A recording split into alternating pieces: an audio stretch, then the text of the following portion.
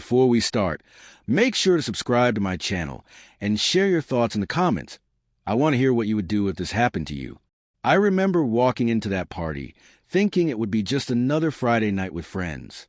I was in a good mood, or I thought I was. The music was soft, the lights low, and my wife, Emma, looked radiant in a simple black dress that somehow made her glow in the dim light.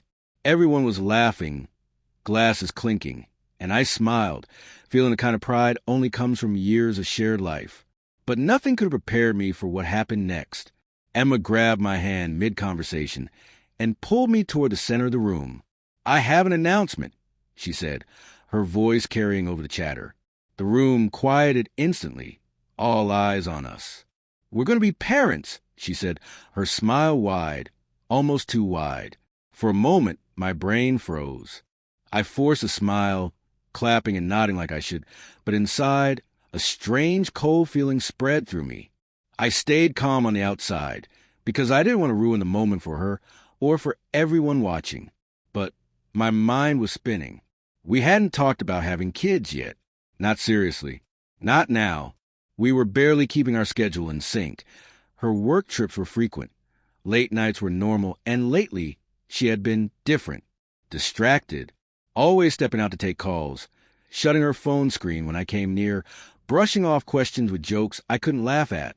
That night, at the party, every small thing she did suddenly made sense. Or rather, it made sense in a way I didn't want it to. She laughed too loudly at some guy's joke, avoided certain glances, and when I reached for her drink, she tensed for a split second.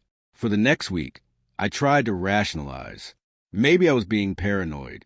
Maybe it was just stress, just a busy schedule. But the little signs kept stacking up.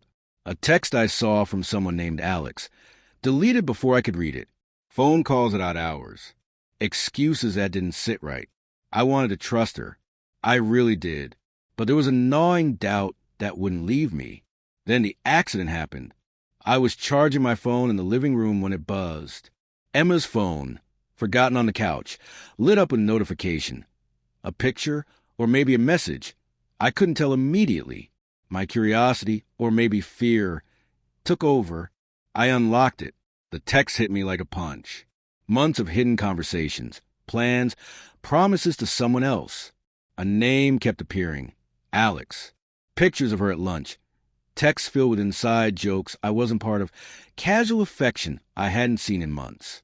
And then, the final confirmation, an ultrasound photo, sent to Alex with a heart emoji and note. Can't wait to tell him. I stared at the screen, trembling. My chest felt hollow, my thoughts sharp and cutting. I remembered every night she came home late, every excuse that had seemed harmless, every small intimacy that now felt like betrayal. The memories that once made me smile now stung. Every shared laugh a reminder of the lies underneath. I didn't confront her immediately. I needed control over my own emotions before the confrontation. I wanted clarity, not an argument fueled by shock and hurt. The next evening, I sat her down quietly.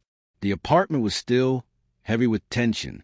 "I saw your text," I said, my voice low but steady. "I know about Alex, and I know about the baby."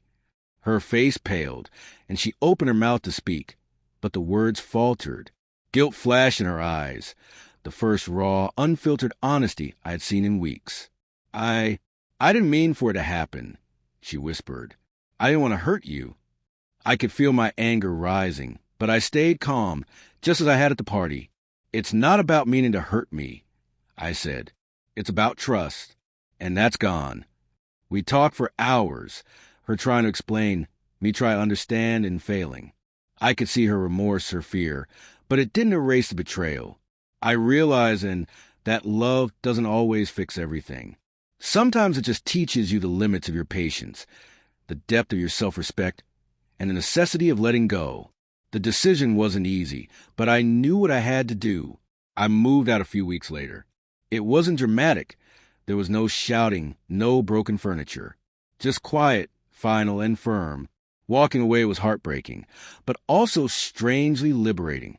I felt the weight of deception lift off my shoulders, replaced with the painful clarity of truth. Even now, months later, I think about that party.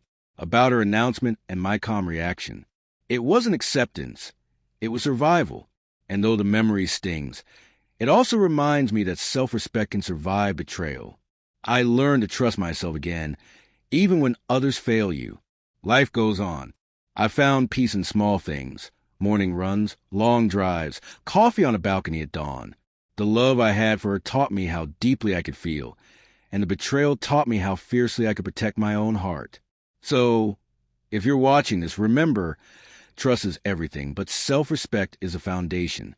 And sometimes, walking away quietly is the strongest thing you can do. Don't forget to subscribe for more stories like this, and share your thoughts in the comments. What would you have done if it were you?